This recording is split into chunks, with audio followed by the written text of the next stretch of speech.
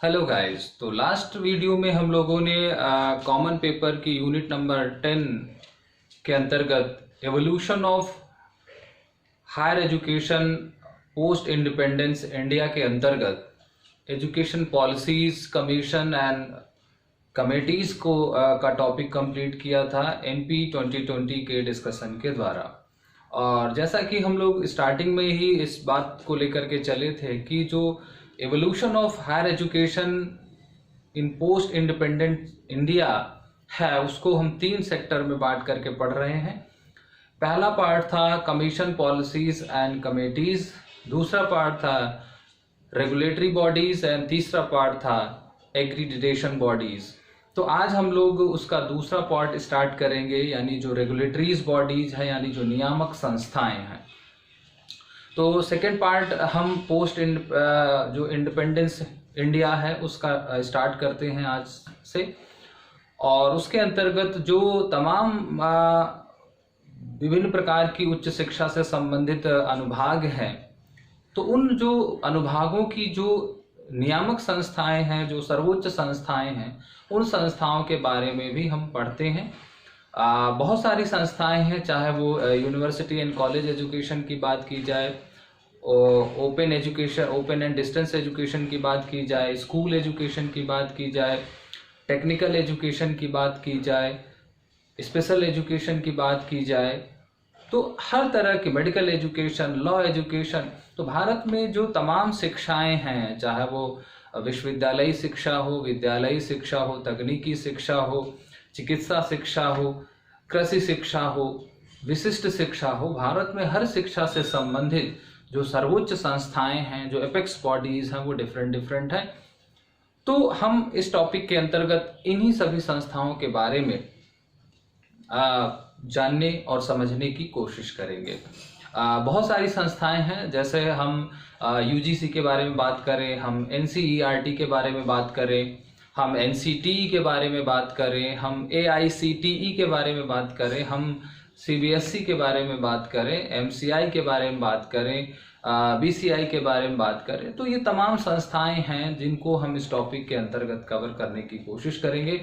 और कुछ भी और बहुत सारे जो दूसरे other important higher education institutes हैं उनको भी हम यहाँ पर कंसीडर करेंगे। तो आज हम लोग इस टॉपिक के अंतर्गत जो पहला एक बॉडी डिस्कस करेंगे उसका नाम है यूजीसी, यानी यूनिवर्सिटी ग्रांट कमीशन या विश्वविद्यालय अनुदान आयोग।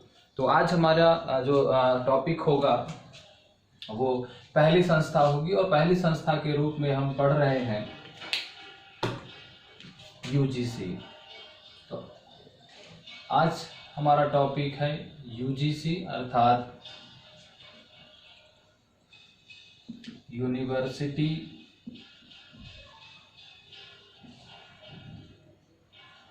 ग्रांट्स कमीशन, या इसी को हम लोग हिंदी में कहते हैं विश्वविद्यालय अनुदान आयोग। तो जरा जानते हैं कि यूजीसी क्या है और इसका काम क्या है, और ये क्या काम करती है, और इसका कब गठन हुआ, और इसके क्या क्या फंक्शंस हैं। तो पहली चीज तो यूजीसी के बारे में जान लीजिए। यूजीसी है क्या? सबसे पहली महत्वपूर्ण बात, is the apex body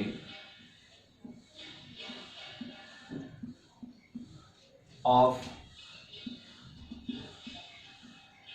university and college education in India। पहली चीज आपको ध्यान में रखना है, यूजीसी क्या है। यूजीसी भारत में विश्वविद्यालय एवं महाविद्यालयी शिक्षा की सर्वोच्च संस्था है। UGC is the apex body of university education as well as college education in India, अर्थात भारत में विश्वविद्यालय और महाविद्यालयी शिक्षा की सर्वोच्च संस्था है विश्वविद्यालय अनुदान आयोग।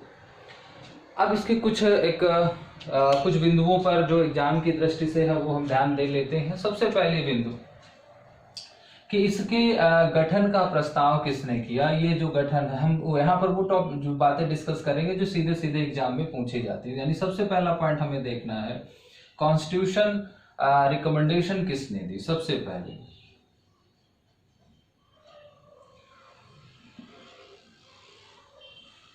जहां पर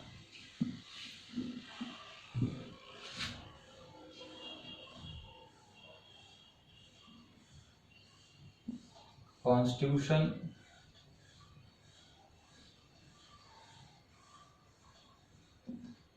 रिकमेंडेशन किसकी थी, तो रिकमेंडेशन थी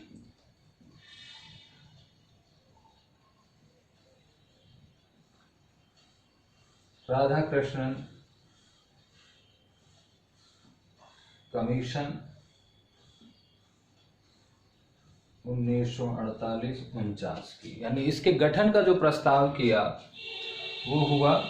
फिर दूसरा महत्वपूर्ण बिंदु, इस्टेब्लिशमेंट कब हुआ इसका।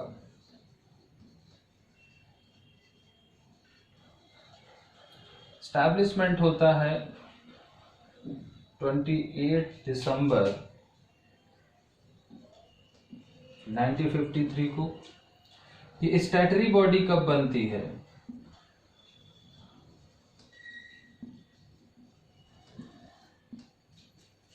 बनती है नवंबर 1956 में। चेयरमैन कौन है या इसके पेरेंटल बॉडी कौन है,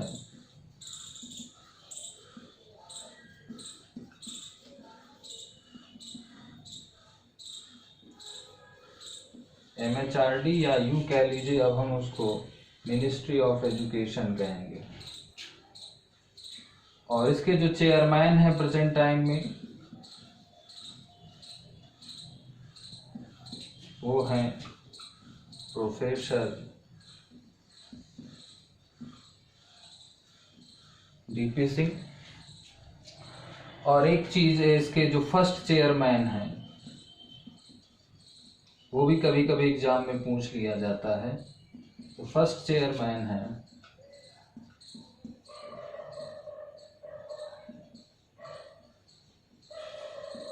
SS भटनागर। तो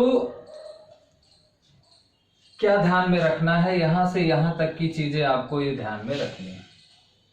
सबसे पहली चीज यूजीसी के बारे में, यानी इसके गठन का प्रस्ताव किसने किया, यूनिवर्सिटी एजुकेशन कमीशन कह लीजिए या राधाकृष्णन आयोग ने किया। सीधे सीधे पूछ लिया जाता है कि यूजीसी का गठन किसकी सिफारिश पर हुआ। तो सबसे पहली बात देखेंगे कि यूजीसी का जो गठन हुआ वो राधाकृष्णन आयोग की सिफारिश पर हुआ। इसका गठन कब हुआ, गठन हुआ 1953 में, 28 दिसंबर 1953 को। ये सांविधिक संस्था कब बनी, स्टैट्यूटरी बॉडी कब बनी, ये बनी नवंबर 1956 में यूजीसी एक्ट 1956 के द्वारा बनी। इसकी जो गार्जियन एजेंसी है या इसकी जो रिपोर्टिंग बॉडी है वो है मानव संसाधन विकास मंत्रालय, या जिसे हम आजकल मिनिस्ट्री ऑफ एजुकेशन जिसका नाम हो गया है, यानी शिक्षा मंत्रालय है। और इसके वर्तमान में जो अध्यक्ष हैं, चेयरपर्सन है, वो है प्रोफेसर धीरेन्द्र पाल सिंह या प्रोफेसर DP सिंह कह लीजिए। और इसके जो पहले चेयरमैन थे या जो पहले अध्यक्ष थे वो थे शांति स्वरूप भटनागर या SS भटनागर। तो यहाँ पर ये बातें आपको एग्जाम की दृष्टि से, यानी ये जो 6 बातें लिखी हैं, ये 6 की 6 बातें आपके लिए एग्जाम की दृष्टि से महत्वपूर्ण हैं यहाँ पर। अब हम इसके गठन पृष्ठभूमि की चर्चा करते हैं कि इसका जो गठन हुआ वो किन परिस्थितियों में हुआ और किस तरीके से यूजीसी जो है वो हमारे अस्तित्व में आई। तो जरा हम इसका कॉन्स्टिट्यूशनल बैकग्राउंड जरा देखते हैं या इसके गठन पृष्ठभूमि के बारे में चर्चा करते हैं। तो पहला पॉइंट हम देख लेते हैं, कॉन्स्टिट्यूशन बैकग्राउंड, या हम इसकी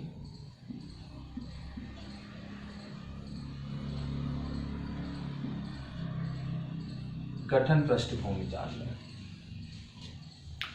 तो यूजीसी का जो गठन है वो 28 दिसंबर, या यूजीसी की जो नींव पड़ती है वो 28 दिसंबर 1953 को पड़ती है, और ये भारत में विश्वविद्यालय शिक्षा एवं महाविद्यालय शिक्षा की सर्वोच्च संस्था है। लेकिन ये अचानक से जो है वो स्थापित नहीं हुई, बल्कि इसके पीछे एक बड़ी लंबी जो है वो विकास प्रक्रिया निहित है, और हम उसकी गठन पृष्ठभूमि के अंतर्गत उसी विकास प्रक्रिया को बिंदुवार समझने की और जानने की कोशिश करेंगे। तो गाइज, अगर हम भारत में उच्च शिक्षा की, जब भी उच्च शिक्षा की बात होती है तो यूनिवर्सिटी एजुकेशन और कॉलेज एजुकेशन सबसे पहले रखी जाती है। अब अगर हम भारत में यूनिवर्सिटी एजुकेशन और कॉलेज एजुकेशन का बर्थ देखें या उसका ओरिजिन देखें, तो हमें ब्रिटिश कालीन शिक्षा में जाना पड़ता है। और कहाँ पर जाना पड़ता है, यानी हमारी नज़र कहाँ पर रुकती है? हमारी नज़र रुकती है 1823 पर। यानी जो हमारा प्रेजेंट हायर एजुकेशन या हायर लर्निंग सिस्टम है वो इंट्रोड्यूस होता है इन 1823 में, और उसको इंट्रोड्यूस करते हैं माउंट स्टुअर्ट एल्फिंस्टोन, एक व्यक्ति हैं, और उन्होंने कॉलेज स्थापित किया था, college of English learning and European science का। तो 1823, 1835, 1857, 1882, 87, फिर 1917, 1924, 25, 1945, 46, 1948 करते करते हम यहाँ तक यूजीसी तक पहुँचते हैं। तो जरा हम पहला बिंदु देखते हैं। तो सबसे पहले अगर हम बात करें तो जो हमारा प्रेजेंट हायर लर्निंग सिस्टम है,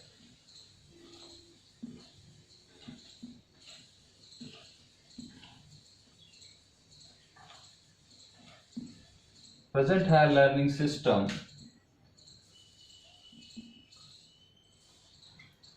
introduced in 1823 by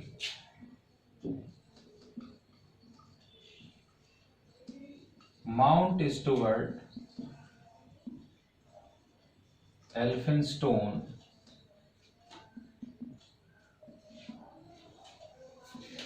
और इन्होंने क्या किया? इन्होंने किया एस्टैब्लिशिंग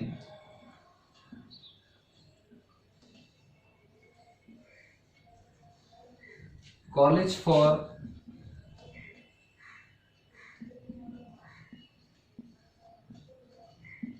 इंग्लिश टीचिंग एंड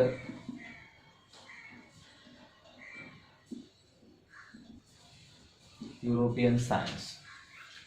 ध्यान रखें कि यूजीसी की जो एनुअल रिपोर्ट है हायर एजुकेशन, उस रिपोर्ट को रेफरेंस में लेकर के हम ये चर्चा कर रहे हैं। यूजीसी की जो एक वार्षिक रिपोर्ट आती है उच्च शिक्षा के संदर्भ में, तो यूजीसी ने अपनी उच्च शिक्षा के संदर्भ में जो उसका वार्षिक प्रतिवेदन है, उस प्रतिवेदन में यूजीसी इस बात का उल्लेख करती है कि भारत में जो आधुनिक शिक्षा, क्योंकि बहुत सारी जो बुक्स हैं वो 1835 जो मैकाले घोषणा पत्र है, और मैकाले घोषणा पत्र के अंतर्गत जो उनका फिल्ट्रेशन थ्योरी है, वहां से भारत की जो आधुनिक उच्च शिक्षा है उसकी जो है वो आरंभ मानते हैं या उसका ओरिजिन वहां से मानते हैं। लेकिन ये ध्यान रखें कि यूजीसी स्वयं अपनी रिपोर्ट में इस बात का उल्लेख करती है कि भारत में जो एक आधुनिक उच्च शिक्षा का जो प्रारंभ होता है वो प्रारंभ होता है 1823 से,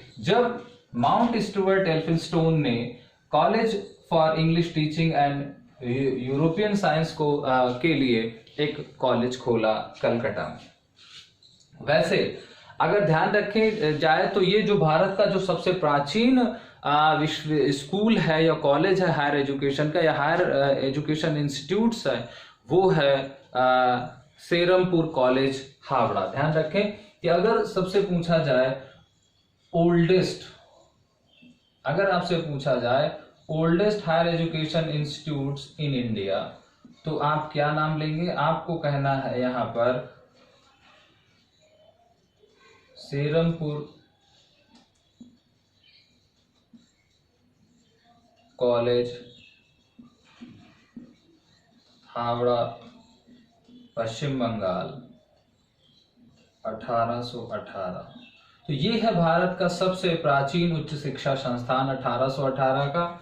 फिर 1823 में ये कॉलेज खुलता, 1847 में हमारा IIT रुड़की की स्थापना होती। तो सबसे जो भारत में उच्च शिक्षा, हायर एजुकेशन इंस्टीट्यूट्स के बारे में, ओल्डेस्ट हायर एजुकेशन इंस्टीट्यूट्स के बारे में चर्चा होगी तो आपको सेरमपुर कॉलेज बताना है। और सेरमपुर कॉलेज यानी हावड़ा जो पश्चिम बंगाल है वहां पर ये स्थित है।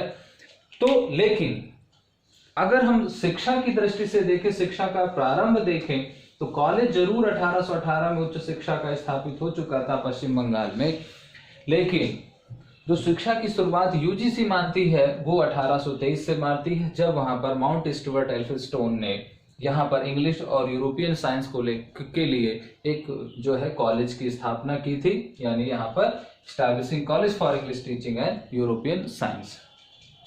इसके पश्चात जो वर्ष आता है वो आता है मैकाले मिनट्स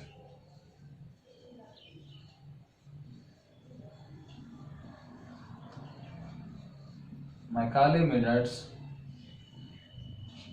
1835 थ्रू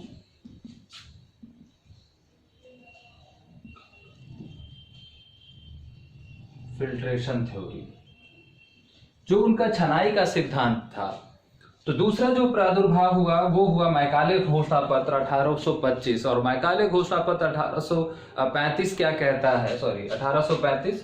तो मैकाले मिनट्स 1835 जो है वो एक फिल्ट्रेशन थ्योरी देता है, और उस फिल्ट्रेशन थ्योरी में कहा जाता है कि हम, चूंकि भारत एक बहुत ह्यूज पॉपुलेशन की कंट्री है और उसके पास इतना इकोनॉमिकल जो सपोर्ट है वो नहीं, इसलिए हम सभी को उच्च शिक्षा नहीं दे सकते। इसलिए मैकाले घोषणा पत्र में ये बात कहा जाता है कि हम उच्च शिक्षा केवल कुछ चुनिंदा लोगों को देंगे, और फिर वो उच्च शिक्षा जो है धीरे धीरे छन छन करके समाज के निचले तबके तक या लोवेस्ट लेवल तक आएगी।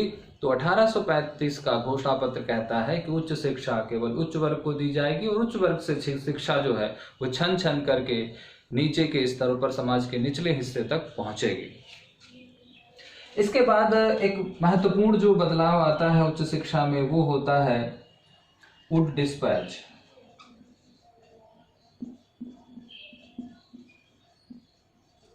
वुड डिस्पैच 1854, जिसे हम मैग्ना कार्टा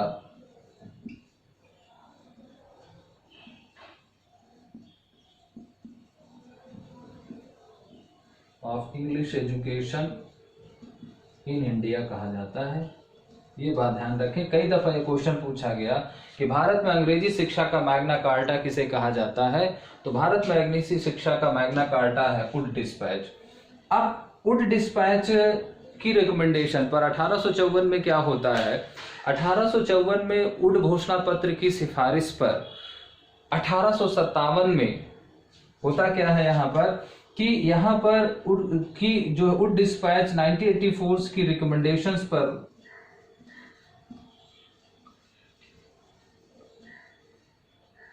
इन 1857 में 1857 में ओपन 3 यूनिवर्सिटीज, भारत में 3 विश्वविद्यालयों की स्थापना होती है as a role model of London university.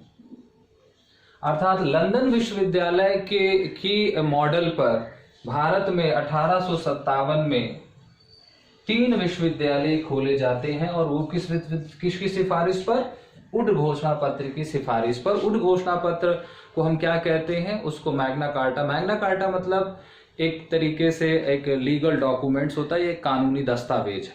तो भारत में अंग्रेजी शिक्षा का जो पहला कानूनी दस्तावेज था वो था वुड घोषणा पत्र, इसीलिए इसी को Magna carta of English education in India कहा जाता है। और मैग्ना कार्टा मतलब एक लीगल डॉक्यूमेंट्स।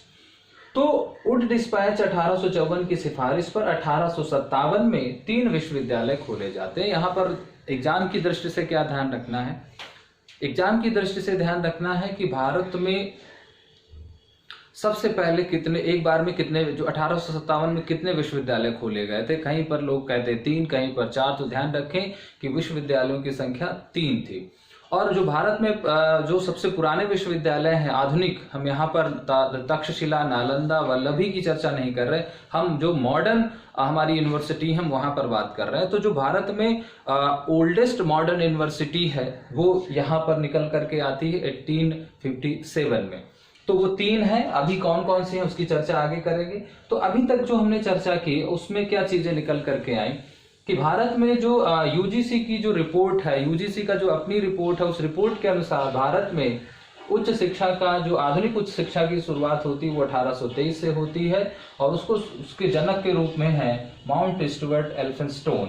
फिर इसके बाद मैकाले मिनट्स आता है और उसमें एक फिल्ट्रेशन थ्योरी के थ्रू के माध्यम से या के द्वारा उच्च शिक्षा के क्रियान्वयन या संचालन की बात की जाती है। फिर इसके बाद 1854 में वुड डिस्पैच के द्वारा जो भारत में अंग्रेजी शिक्षा का प्रथम मैग्ना कार्टा कहा गया, उसने 1857 में भारत में 3 जो है विश्वविद्यालय खोले, यानी इसने सिफारिश की थी भारत में विश्वविद्यालय खोलने की। और वो विश्वविद्यालय किसके, लंदन विश्वविद्यालय की तर्ज पर या उसको बेस मान करके खोले जाने थे। और उसकी सिफारिश पर 1857 में भारत में 3 यूनिवर्सिटीज खोली गई।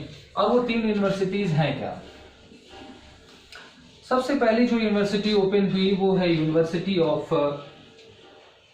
तो वो 3 यूनिवर्सिटीज क्या हैं? 3 यूनिवर्सिटीज ओपन हुई और वो 3 यूनिवर्सिटीज हैं क्या? सबसे पहली जो यूनिवर्सिटी है वो है university of Calcutta.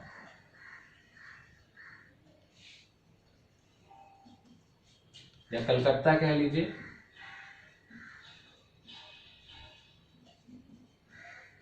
Jain 1857।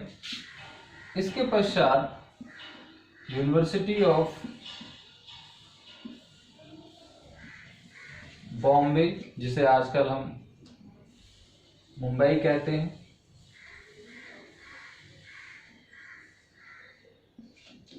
And तीसरी यूनिवर्सिटी है यूनिवर्सिटी ऑफ मद्रास 1857। ये मार्च और ये जून। तो ये अलग अलग। तो भारत में अगर सबसे पहले, कई दफा ये क्वेश्चन पूछा गया कि भारत का जो पहला विश्वविद्यालय था वो कौन था, तो भारत का जो पहला यानी कलकत्ता यूनिवर्सिटी क्या है, अगर हम इसके बारे में बात करें तो ये है हमारी ओल्डेस्ट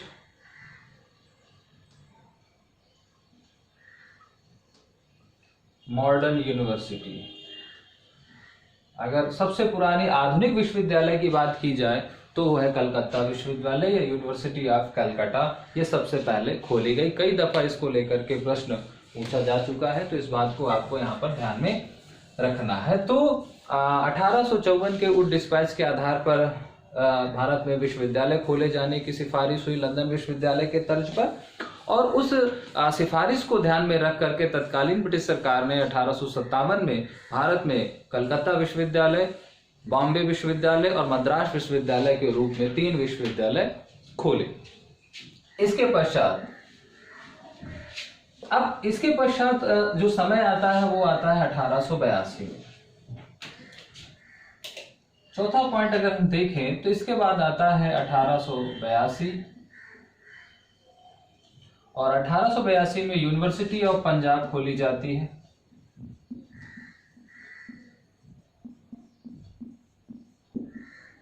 यूनिवर्सिटी ऑफ पंजाब।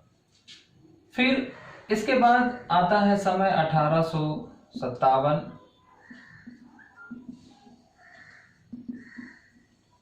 यहां पर यूनिवर्सिटी ऑफ इलाहाबाद खोली जाती है। इसके बाद अगर हम बात करें तो आता है 1916। यहां पर BHU की स्थापना होती है। फिर आता है 1920 जहां पर अलीगढ़ मुस्लिम यूनिवर्सिटी या AMU की स्थापना होती है, अगर हम क्रमिक रूप से देखें यहां पर। अब यहां पर क्या बात ध्यान में रखनी है कि जो पंजाब यूनिवर्सिटी है ये भारत की 4th ओल्डेस्ट यूनिवर्सिटी है।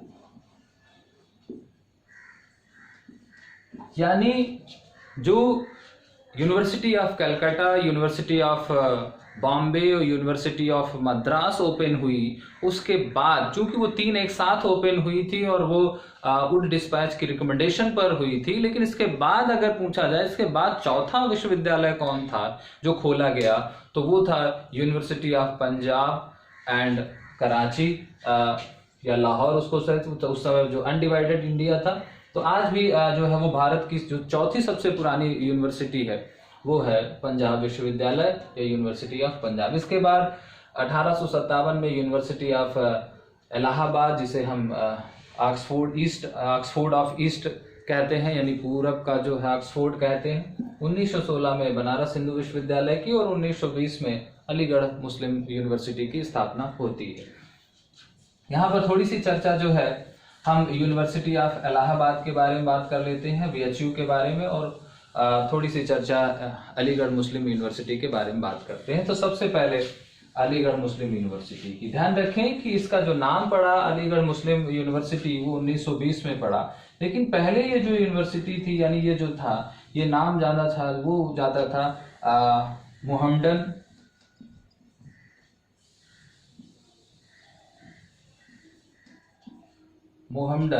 एंग्लो ओरिएंटल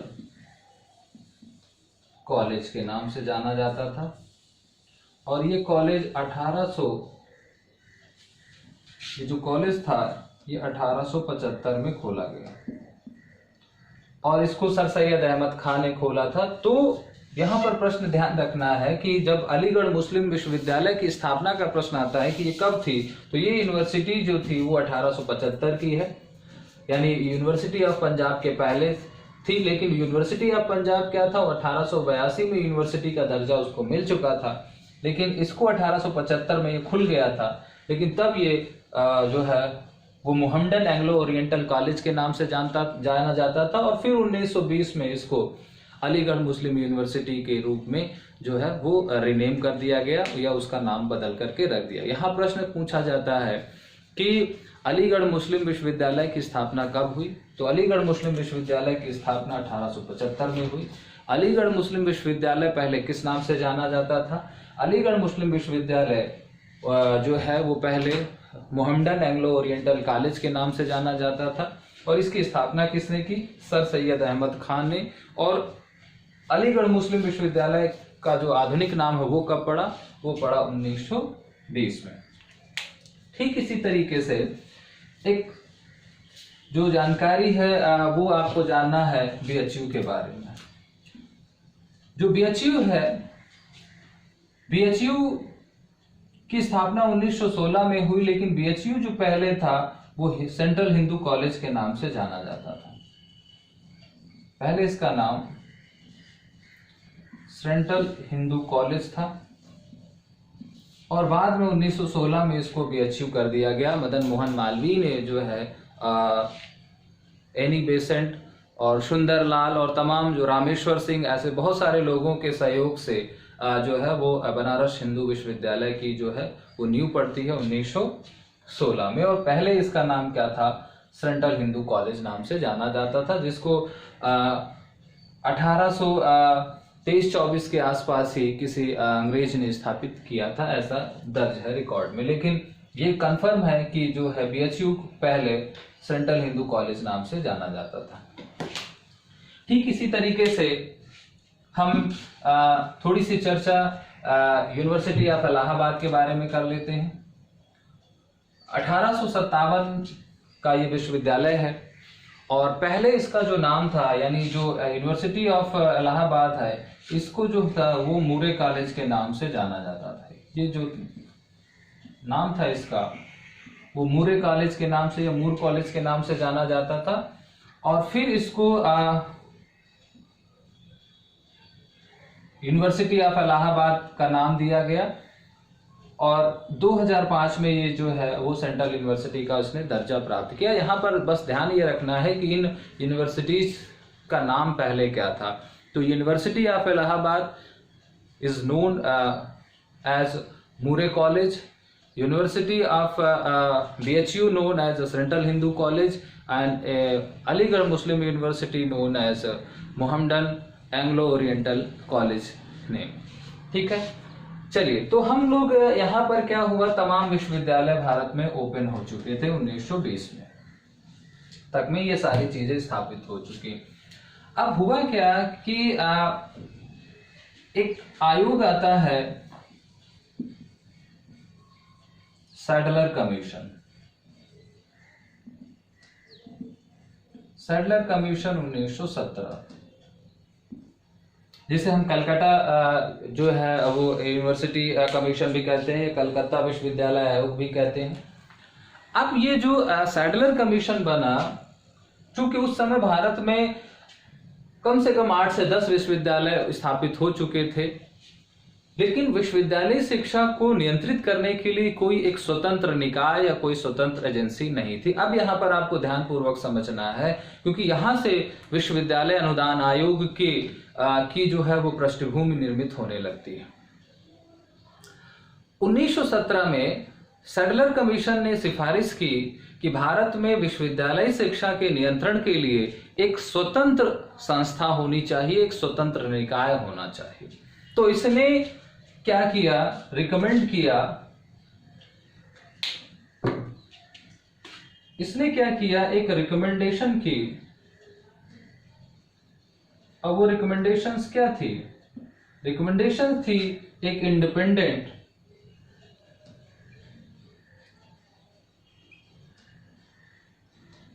एजेंसी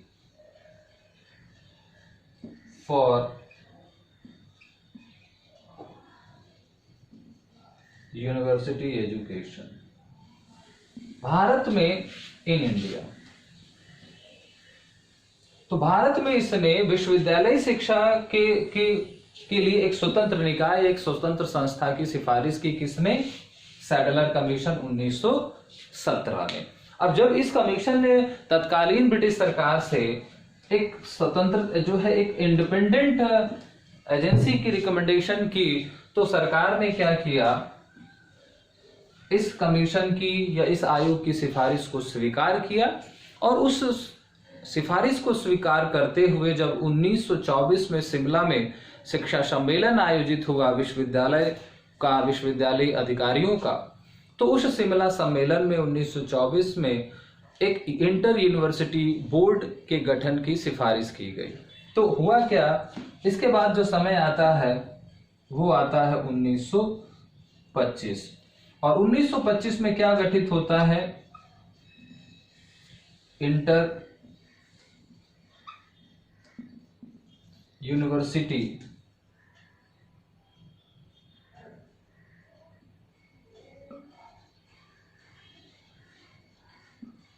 कमेटी गठित होती है, या अंतर विश्वविद्यालय समिति का गठन होता है, या इंटर यूनिवर्सिटी बोर्ड का गठन होता है यहां पर।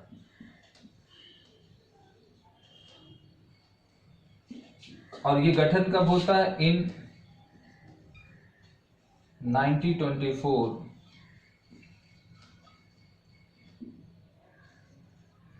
शिमला कॉन्फ्रेंस। तो 1925 में एक अंतर विश्वविद्यालय जो है वो बोर्ड का गठन होता है। और वो जो सैडलर कमीशन ने कहा कि एक स्वतंत्र निकाय होना चाहिए, तो उस स्वतंत्र निकाय यानी ये जो इंटर यूनिवर्सिटी बोर्ड बनाया गया, ये उस समय की एक इंडिपेंडेंट एजेंसी होती थी जो भारत के जो तत्कालीन सभी विश्वविद्यालय थे उनका जो है वो देख रेख या उनका नियमन या उनका रेगुलेशंस का काम करती थी। ध्यान रखिए कि ये जो इंटर यूनिवर्सिटी बोर्ड है जो 1900, यहाँ पर क्वेश्चन पूछा जाता है कि ये अस्तित्व में कब आया, तो इसकी स्थापना कब हुई या इसका गठन कब हुआ, तो इसका गठन हुआ 1925 में। और ये इसके गठन का प्रस्ताव कब हुआ, प्रस्ताव हुआ 1924 के शिमला सम्मेलन में। तो यहाँ पर दोनों ही ईयर जो है एग्जाम में पूछे जा चुके हैं, 1924 में 1925 में। तो 1924 के शिमला सम्मेलन में एक अंतर विश्वविद्यालय बोर्ड के गठन की सिफारिश की गई और उस सिफारिश के फलस्वरूप 1925 में इंटर यूनिवर्सिटी बोर्ड या इंटर यूनिवर्सिटी कमीशन जो है वो अस्तित्व में आ गया। ध्यान रखें कि यही जो इंटर यूनिवर्सिटी बोर्ड है, ये जो आपका इंटर यूनिवर्सिटी बोर्ड की बात है, यही आज के समय में क्या है, आज के समय में ये है एसोसिएशन ऑफ इंडियन यूनिवर्सिटी के नाम से जाना जाता है। ये आज किस नाम से जाना जाता है, एसोसिएशन ऑफ इंडियन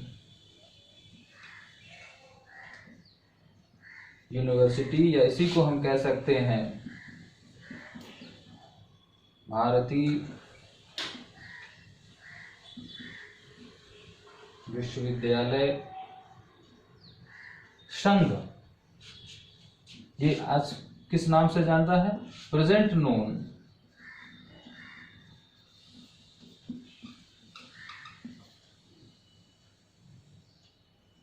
एज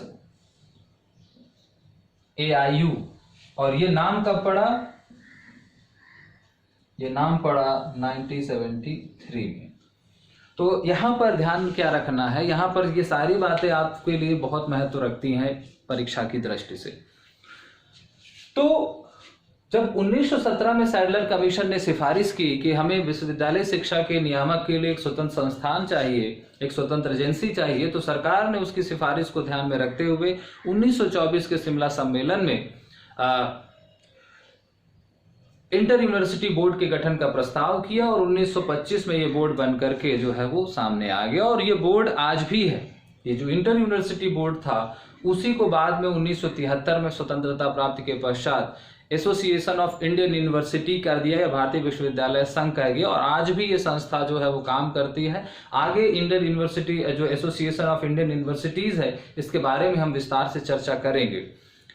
तो ये भारत के जितने भी विश्वविद्यालय हैं, चाहे वो सेंट्रल यूनिवर्सिटी हो, चाहे वो स्टेट यूनिवर्सिटी हो, चाहे वो प्राइवेट यूनिवर्सिटी हो, सभी यूनिवर्सिटीज का एक जो है ये संगठन है।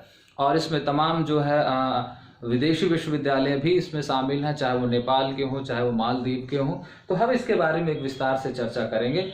तो भारतीय विश्वविद्यालय संघ की स्थापना कब हुई, तो ध्यान रखें कि भारतीय विश्वविद्यालय की संघ की स्थापना जो है वो हुई 1925 में। लेकिन इसका भारतीय विश्वविद्यालय संघ नाम कब पड़ा, वो नाम पड़ा 1973 में। भारतीय विश्वविद्यालय संघ पहले किस नाम से जाना जाता था, वो पहले इंटर यूनिवर्सिटी बोर्ड के नाम से, अंतर विश्वविद्यालय जो है वो बोर्ड के नाम से जाना जाता था। और इंटर यूनिवर्सिटी बोर्ड का गठन किसकी सिफारिश पर हुआ, इंटर यूनिवर्सिटी बोर्ड गठन का जो इस्टेब्लिशमेंट हुआ, जो इसका गठन हुआ, वो सैडलर कमीशन 1917 की सिफारिश पर हुआ। चलिए, तो अब जब 1925 में इंटर यूनिवर्सिटी बोर्ड बन गया तो ये भारत के जितने भी तत्कालीन विश्वविद्यालय थे उन विश्वविद्यालयों का क्या कामकाज देखने लगे, उनका रेगुलेशन देखने लगे, चीजें चलती रहीं। फिर एक 1944 का समय आता है, फिर समय आता है 1944। और 1944 में होता क्या है, आता है एक सर्जेंट प्लान। Sergeant plan 1944। अब ये सर्जेंट प्लान 1944 क्या कहता है, इसने एक रिकमेंडेशन की, इसकी एक रिकमेंडेशन आती है। और वो रिकमेंडेशंस क्या है, इसकी रिकमेंडेशन है कि जो ब्रिटेन में, चूंकि उस समय तक भारत में अंग्रेजी सरकार हुकूमत थी, तो इसने सिफारिश की कि यूजीसी यानी एक जो ब्रिटिश संस्था थी, इसको हम वहां पर यूनिवर्सिटी ग्रांट्स कमेटी बोलते थे। तो वो जो यूनिवर्सिटी ग्रांट कमेटी है, यानी ये कहां की है? इंग्लैंड की। सर्जेंट प्लान ये बात की सिफारिश करता है कि जो इंग्लैंड की यूजीसी है उसकी तर्ज पर एक यूजीसी कमेटी बनाई जाए। किसके लिए? Recommendation UGC committee for BHU, AMU and Delhi University।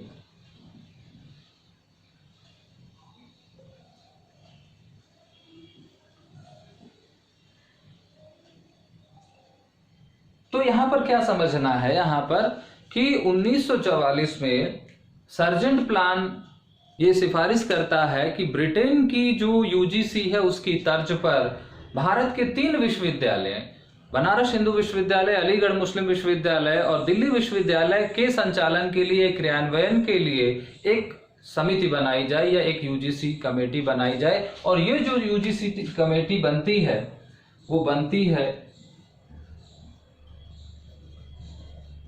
1945 में।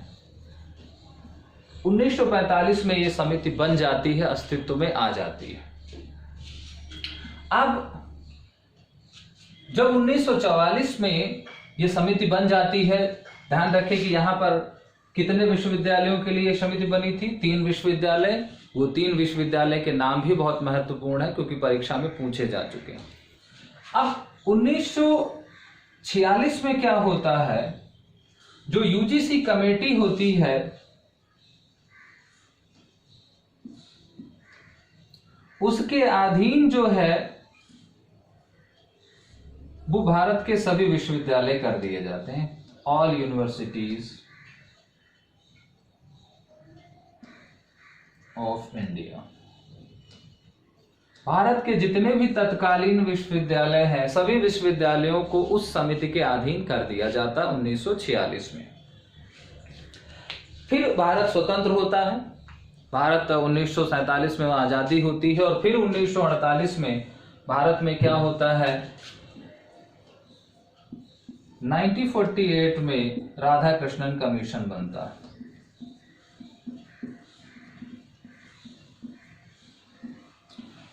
अब ये 1948 का राधाकृष्णन कमीशन क्या कहता है कि चूंकि अभी जब हमने शुरुआत में देखा था कि हमने कहा था यूजीसी की जो स्थापना होती है वो गठन की सिफारिश होती है वो राधाकृष्णन कमीशन ने करी है।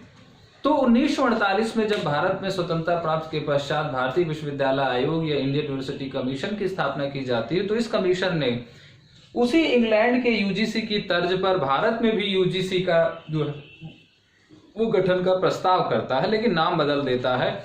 वहां पर यूजीसी का जो फुल फॉर्म था वो था यूनिवर्सिटी ग्रांट्स कमेटी। यहां पर उन्होंने कहा कि नहीं, हम इसका नाम यूनिवर्सिटी ग्रांट कमीशन रखेंगे, विश्वविद्यालय अनुदान आयोग रखेंगे। तो 1948 में राधाकृष्णन कमीशन ने सिफारिश की। फिर इसके पश्चात हुआ क्या कि 1953 में यानी दिसंबर 1953 में जो तत्कालीन शिक्षा मंत्री थे मौलाना अबुल कलाम आजाद, उन्होंने यूजीसी की आधारशिला रखी, नींव रखी। जो उस समय के एजुकेशन मिनिस्टर थे, तो इस इनका भी नाम आपको ध्यान में रखना है। और फिर 1956 में उसे स्टैट्यूटरी बॉडी यानी उसे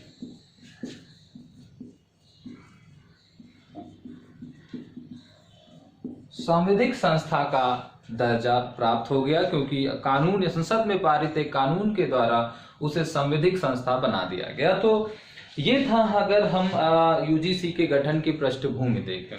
तो अब जरा इसको फिर से एक बार रिकॉल कर लेते हैं तुरंत।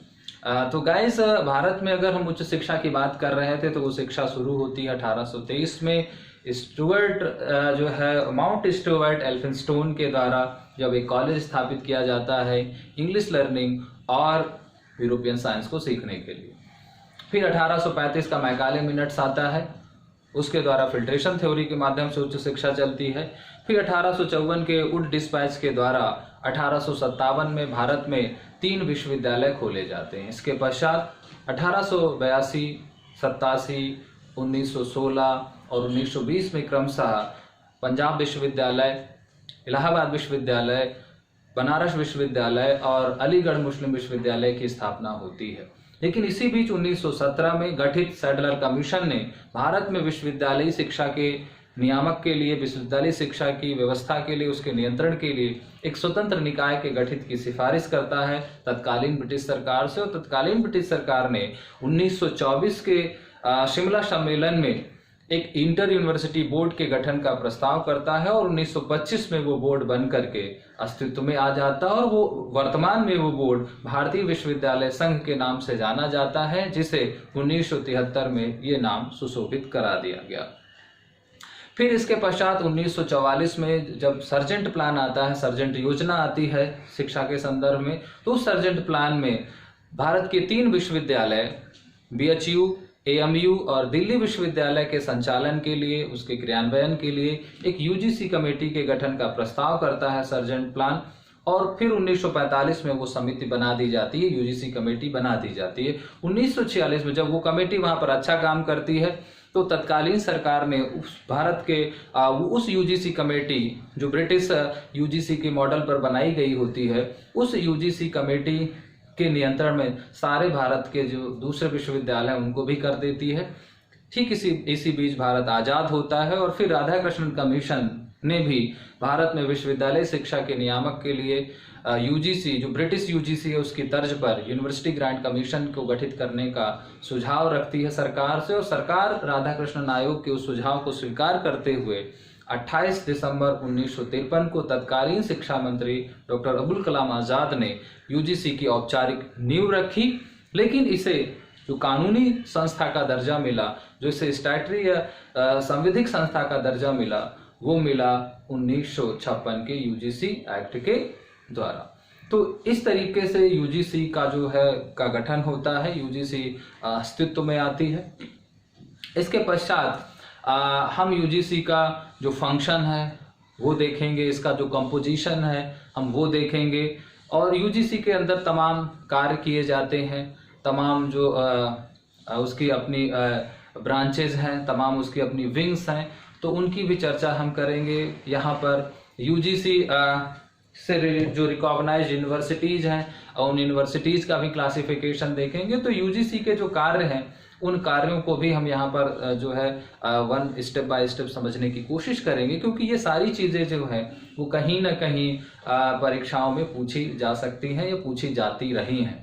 तो इसलिए इस टॉपिक को बहुत ध्यानपूर्वक समझेंगे और हम इसमें केवल उन्हीं बिंदुओं की चर्चा करेंगे जो बिंदु एग्जाम की दृष्टि से महत्वपूर्ण होंगे और उन पूरी की पूरी चर्चा को हम एक हायरार्की क्रम में, एक क्रोनोलॉजिकल ऑर्डर में लेकर के आएंगे, ताकि आप जो एक किसी भी संस्था के अस्तित्व में आने की जो विकास प्रक्रिया है उसको अच्छे तरीके से समझ सके। सीधे सीधे हम UGC के गठन का जो है 1953 और 1956 इन दो का ही जिक्र करके भी ये टॉपिक पढ़ा सकते थे या पढ़ा जा सकता था, लेकिन जब हमें पीछे की कहानी पता होती है तो कहीं ना कहीं एक आत्मसंतुष्टि और कहीं ना कहीं एक संस्था की जो एक संप्रभुता और उसकी उपादेयता है उसके बारे में हमको भी एक आत्मबोध पता रहता है। और इसके पहले के से संबंधित जो बिंदु हमने डिस्कस किए उन बिंदुओं से भी संबंधित प्रश्न पूछे जा सकते हैं, जैसे कि 1857 में कितने विश्वविद्यालय ओपन हुए, पहला भारत का विश्वविद्यालय कौन था, या भारत की जो आधुनिक शिक्षा है वो कब से प्रारंभ होती है, भारत का पहला संस्थान कौन था। तो संस्थान भारत का जो पहला था उच्च शिक्षा का वो था 1818 का जो है सेरमपुर कॉलेज, हावड़ा, पश्चिम बंगाल का। तो गाइस आज की क्लास में इतना ही रखते हैं। अगली क्लास पर UGC के फंक्शंस, उसके कंपोजिशन और उससे जो तमाम उसके रीजनल सेंटर्स हैं, ऑफिसेज हैं, उनको लेकर के उपस्थित होंगे। तब तक अपना ध्यान रखिए। Take care, bye bye.